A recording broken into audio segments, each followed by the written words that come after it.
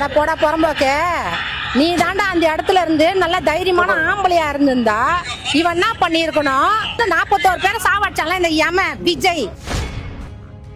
50 பொண்ணு இது வரையும் விழுந்துருக்கு. யாரு இது பொறுப்பத்துக்கு போறா? 41 பேர் செத்துட்டாங்கல்ல, அந்த இடத்துல நான் நின்னு தூக்கி இருப்பேன். இவனால முடிஞ்சதா? இந்த இவன் நடிக்கிறதுக்கு தான் லாக்கி, வேற ஒரு புடுங்கிறது கிடையாது. அவருக்கு இருக்கு இல்லன்றது அவர் பாத்துக்கிட்டோம், நமக்கு இருக்கா? என்னன்னா மனசாச்சு? டேய் உனக்கு இருக்கா மனசாச்சு? உனக்கு இருக்கா மனசாச்சு? 41 பேர் சாவச்சிட்ட. உண்மையில சொல்ற SC/ST வன்கொடுமை தடுப்பு சட்டத்திலே உங்களை வழக்கு பதிவு செய்து உள்ளே போட வேண்டும் என்பதுதான் எங்களுடைய கருத்தாக இருக்கின்றது. அந்த நாய்ங்க கூட குழந்தை சேர்த்தது கூட இது பண்ண மாட்டேங்குதுங்க. நாங்க விஜய்க்கு தான் ஓட்டு போடுவோம், நாங்க விஜய்க்கு தான் ஓட்டு போடுவோம். நக்கிக்கன்னு போறான் பாரு அவன். இப்போ ஒரு நிருபர் ஒருத்தர் கேட்ட கேள்விக்கு எனக்கு எதிரிகள்லாம் யாரும் இல்ல, அவங்க எல்லாருமே எனக்கு நண்பர்கள் தான் அப்படின்னு சொன்னாங்களே. அப்படி நாங்கெல்லாம் உங்களுக்கு நண்பர்கள்னா அப்புறம் ஏன் சார் கரூர் விஷயத்துல ஏன் மேல பழி தூக்கி போட்டீங்க? உங்களுக்கு மனசாட்சின்னு ஒண்ணு இருந்தா அப்படி பேசிருப்பீங்களா? வேலூரில் மக்கள் சந்திப்பு கூட்டத்தில் பேசிய தாவேகா தலைவர் விஜய் அவர்கள், ஸ்டாலின் சார் கரூர் சம்பவத்துல என் மேல நீங்க அபாண்டமா படிய போட்டுட்டீங்க, உங்களுக்கு மனசாட்சி இருக்கா, நீங்க இப்படி பேசலாமா என்கிற துணியில் இந்த வார்த்தையை பயன்படுத்தி இருக்கிறார்.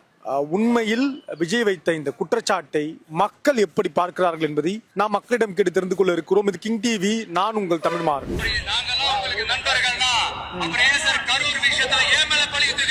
அட போடா புறம்போக்கு, நீ தாண்டா அந்த இடத்துல இருந்து நல்ல தைரியமான ஆம்பளையா இருந்திருந்தா இவன் என்ன பண்ணிருக்கணும்? இவன் வந்து அங்க இருந்து 41 பேரை சாவடிச்சான்ல இந்த விஜய். இவன் வந்து என்ன பண்ணிருக்கணும்? அந்த இடத்துல நின்னு தைரியமா ஒரு ஆம்பளையா நின்னு அந்த 41 பேரையும் அவன் வந்து விசாரிச்சிருக்கணும். அத விட்டுட்டு ஒரு பேக பொட்டச்சி தூக்கின்னு திருச்சிக்கு ஓடியாந்துட்டானே ஏர்போர்ட்டுக்கு. இங்க வந்துட்டு வந்து பேஸ்புக்லயும் வாட்ஸ்அப்லயும் நான் வந்து எனக்கு மன உளைச்சல் ஆயிடுச்சு, அதாயிடுச்சுன்னு சொல்றான். அதெல்லாம் வந்து நம்புற மாதிரி இருக்கா? இவன் தைரியமா நிக்கணுமா இல்ல? நான் பொம்பளை நிப்பேன் அந்த இடத்துல. கரூர் விஷயத்துல என் மேல ஏன் சார் படியத்துக்கு போட்டீங்க அபாண்டமா, உங்களுக்கு மனசாட்சி இருக்கா அப்படின்னு பேசிருக்காரு. இதுக்கு என்ன பதில்? அவருக்கு இருக்கு இல்லன்றது அவர் பாத்துக்கிட்டோம், நமக்கு இருக்கா? என்னன்னா மனசாச்சு? டேய் உனக்கு இருக்கா மனசாச்சு? உனக்கு இருக்கா மனசாச்சு? 41 பேர் சாவச்சிட்ட. இப்போ உன் மாநாடுனாலே நாங்க பயப்பட்டு இதுதானா எத்தனை பேர் சாவ போறாங்கன்னு தெரியலடா. அந்த விமான நிலையத்திலே ஓடி போய் அவர் கேட்கிற 41 ஊர்கள் பழி வாங்கிட்டாங்களே விஜய் அவர்களே அப்படின்னு சொல்லி கேட்கும் பொழுது உடனே பேக்கை தூக்கிட்டு ஓடுறாரு. இவர் எப்படி தமிழ்நாட்டுக்கு இவர் வந்து வருவாரு? இது ஷார்ட் பீரியட்ல எவ்வளவுதான் அவருக்கு ஆத்திரம் வருதுன்னு ஒன்றும் புரியல. தேவையில்லாத எந்த மக்களுக்கு என்ன செஞ்சிருக்காரு இது வரலையும்? இதை சாதிச்சிருக்கேன் அல்ல இந்த மக்களுக்காக இதை செஞ்சேன் அப்படின்னு சொல்லி இது வரையும் ஒரு புள்ளிவருக்கு சொல்ல முடியுமா? கிடையாது இல்ல. அப்படிப்பட்டவருக்கு இந்த வார்த்தைகளை சொல்றதுக்கு அருகதே கிடையாது. அவர் மாதிரி பழியில நாங்க போடலைங்க. அவர் தமிழ்நாட்டினோட முதலமைச்சர் வந்து தமிழ்நாட்டு மக்கள் என் மக்கள்னு சொல்லி போய் அவர் தான் 12 மணிக்கு போய் நின்றார். இவர் ஒரு கட்சி தலைவர், இவங்க கட்சி தொண்டர்கள் தான் செத்தாங்க, இவரோட பார்க்க வந்தவங்க தான் செத்தாங்க. அதுக்கு இவரே பார்க்கல. 50 பொண்ணு இது வரையும் விழுந்துருக்கு. யாரு இது பொறுப்பத்துக்கு போறா? சொல்லுங்க, என்ன நியாயம் இது? 41 பேர் செத்துட்டாங்கல்ல, அந்த இடத்துல நான் நின்னு தூக்கி இருப்பேன். இவனால முடிஞ்சதா? இந்த இவன் நடிக்கிறதுக்கு தான் லாக்கி, வேற ஒரு புடுங்கிறது கிடையாது. அது அவருக்கு தானே மனசாட்சி இல்ல? 12 மணி சொன்ன டைமுக்கு அவர் வந்த டைமுக்கு கூட்டம் ஒரு நடிகரை பார்த்து கூட சேர்ந்தானா செய்யும். நீ வந்துருக்கணுமா இல்லையா? கண்டிப்பா. தனி ஃபிளைட்ல கோவா போயிட்டு சுத்தி பார்த்துட்டு வர, திரிஷா கூட போற, அது உன் பர்சனல். ஆனா வந்தது எத்தனை மணிக்கு வந்த? 7 மணிக்கு. 7 மணிக்குன்னா உன்னை பார்க்கறதுக்கு தண்ணி இல்ல, பாத்ரூம் லேடிஸ் எவ்வளவு கஷ்டப்பட்டு இருப்பாங்க. குழந்தைங்க 41 பேர் செத்துட்டு 64ஆம் நாள் ஒரு இது போடுற, அப்படி சோகமா தாடி வச்சுன்னு ஒரு இது லைவ் போடுற. ஆனா இப்ப ஏர்போர்ட்ல கேட்டாங்களா இல்ல? திருச்சி ஏர்போர்ட்ல கேட்டாங்களா? அப்படி திரும்பி கூட பார்க்காம ஓடுறி நீயாடா தலைவன்? என் மேல அபாண்டமா பழிய போட்டுட்டீங்கன்றாரு. அவர் வந்து ஸ்டாலின் ஐயாவை பத்தி பேசுறாரா? இவனுக்கு மனசாட்சி இருக்கா? இவனுக்கு மனசாட்சின்னு ஒண்ணு இருந்தா அந்த இடத்துல நின்று பேசணும், தைரியமா நிக்கணும். அதை விட்டுட்டு ஓட அந்த பாக்கு இவன் வந்து ஐயா மேல, ஸ்டாலின் ஐயா மேல சொல்றதுக்கு இன்னும் தகுதி இருக்குது இவனுக்கு. இதே ஸ்டாலின் ஐயாவை ஒரு நேரத்துல தூக்கி வச்சு நான் பேசணும் தானே இந்த அபாண்டமா? நீ தானே அபாண்டமா வந்து அஞ்சில் அப்படின்றிய? யார் அபாண்டமா சொல்றது? அபாண்டமா நீ தான் சொல்ற. கரூர் விஷயத்துல கூட அவர் மன்னிப்பு கேட்டிருந்தாருன்னா தட் இஸ் டீசென்ட். அவர் அந்த இடத்துலயும் ஆப்போனன்ட் பார்ட்டியை டார்கெட் பண்றாரு. அவர் அப்ப சொன்னது கூட நீங்க அந்த எல்லாருமே பாத்துருப்போம். அவர் சொன்னது என்ன, இதுக்கு வந்து அந்த கட்சிக்காரங்க தான் அப்படின்ற ஸ்டாலின் uncle தான் மாதிரி. ஸோ அது எதுக்கு சொல்றேன்னா உன்னோட கருத்தை மட்டும் நம்ம பேசிட்டு போயிடணும். அண்ட் சபை நாகரிகம்னு ஒன்று இருக்கு. அவர் வந்து அவரும் பெரிய ஆளு, நீங்களும் பெரிய ஆளுங்க தான். ஸோ நீங்க வந்து அந்த இடத்துல குழந்தை பசங்க மாதிரி, ஸ்கூல் பசங்க மாதிரி பேசுற மாதிரி இருக்கு. ஒரு ஸ்டேஜ்ல சண்டை போட்டா எப்படி இருக்கும் நம்மளுக்கு, அந்த மாதிரி ஒரு ஃபீல். அந்த 41 பேர் செத்தாங்கல்ல, ஆனா பாடி செத்துட்டானு ஏரோப்ளேன் தூக்கி எப்படா சென்னை ஓடணும், சரி செத்தாங்க, மறுநாள் சென்னை சந்திரிச்சுங்க, அதுவும் இல்லை. சரி ஒரு 10 நாள் கழிச்சு 6 விட்டுனாச்சும் சந்திரிச்சு, அதுவும் இல்லை. நீ இன்னத்துக்கு உன் அறையில வந்து பாக்கணும்னு செத்தவங்க வந்து உன் அறையில பாக்கணுமா? புதுசா இருக்கு இது என்ன புதுசா இருக்கு? செத்தவங்களை போய் நீ தான் பார்க்கணும், ஒரு கட்சி தலைவர் நீ தான் போய் பார்க்கணும். நாங்க கட்சி தொண்டர்கள் வந்து இன்னும் வந்து பார்க்கணும்னு அவசியம் இல்லை. களத்துல வந்து நிக்கணும். அப்போ வந்து நின்னார் எங்க அண்ணன் அன்வேல் மகேஷ் அண்ணனும் கரூர் செந்தில் பாலாஜி வந்து நின்னாங்க பேர. அதை வந்து திமுக செஞ்சு திமுக என்னடா செஞ்சுது? உங்களுக்கு பர்மிஷன் கொடுத்துதா தப்பு எங்களுக்கு? நீ கேட்கும் போதெல்லாம் டைம் கொடுக்குறமே, அது எங்க தப்பு தான். உனக்கு அந்த மாதிரிலாம் கொடுக்க கூடாது. வரியா உன்னை சொல்ற டைமுக்கு வா. தனி ஃபிளைட்ல தானே வர? இல்ல இங்க சென்னையில இருந்தே நீ கார்ல வரியா? இல்ல டிராபிக் இன்னும் கூட சொல்லலாம். ஃபிளைட்ல தானே வந்து இறங்குற. திரும்ப அங்கிருந்து உன்னோட சாவு பஸ்ல தானே வர. 40 பேர் சாவு. அப்போ அந்த அதுலயும் டயர்ல ஊந்து சாவுறானுங்க. அதையும் பொறுப்பாத்தமா நீ பாட்டு நச்சு தள்ளிட்டு வந்துனே இரு. நீயாடா தலைவன்? ஆனா உண்மை சொல்றேங்க, அந்த இடத்துல நாங்க பேட்டி கொடுத்தோங்க அந்த அன்னைக்கு. அதுல வந்து இறந்தவங்க அறிஞர் சமுதாயத்தை சேர்ந்தவங்க. உண்மையை SC/ST வன்கொடுமை தடுப்பு சட்டத்துல விஜய் அவர்கள் கைது பண்ணி உள்ள போட்டே ஆகும்னு சொல்லி நான் சொன்னேன் அந்த அன்னைக்கு. ஆனா இன்னைக்கு நான் சொல்றேங்க, வேலூர் மாவட்டத்துல தவறா வந்து இந்த பழி தூக்கி CM மேல போடுறாங்க. ஆனா மனசாட்சி இல்லைன்னு சொல்லி பேசுறாங்க. தமிழ்நாட்டினுடைய முதலமைச்சர் தாய்மானவர்.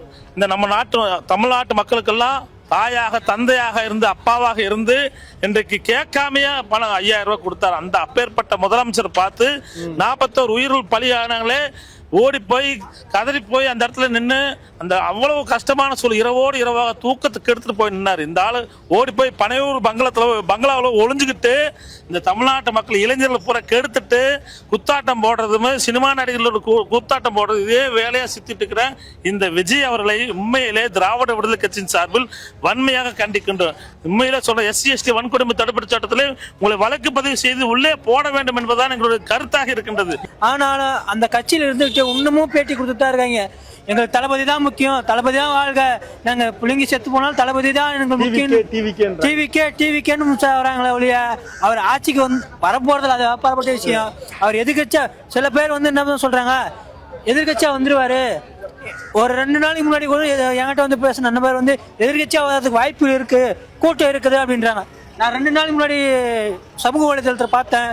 அவனுக்கு ஓட்டே இல்லை. பார்த்தாக்கா 15 வயசு பையன்றான், அவன் ஓட்டேலன்றான், அவனா தளபதின்றான்.